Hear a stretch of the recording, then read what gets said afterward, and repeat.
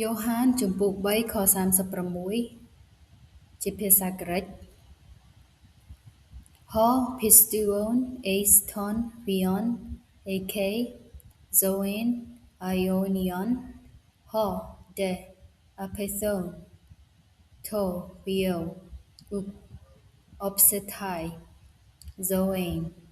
al he arche tu seu mene ept afton Ho pistion ប្រែថាអស់អ្នកណាដែលជឿ Ace ប្រែថាដល់ Ton Vion ដល់ព្រះរាជបុត្រា AK គេមាន Zoen ជីវិត Ionion អស់កល Ho pistion Ace Ton Vion AK Zoen Ionion អស់អ្នកណាដែលជឿដល់ព្រះរាជបុត្រាមានជីវិតអស់កលជានិច្ច Hode Apethon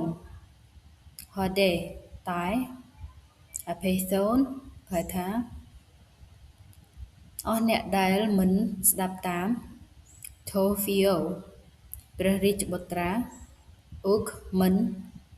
Opsetai នឹងឃើញ Uk Opsetai ប្រែថានឹងមិនបានឃើញ Zoen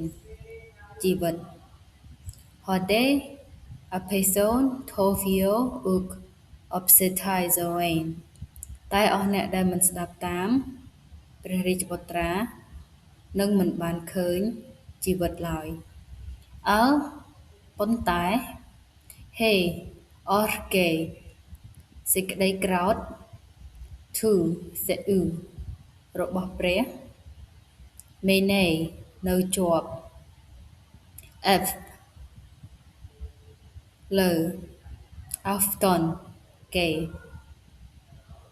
Al he orge tu seu mene F Afton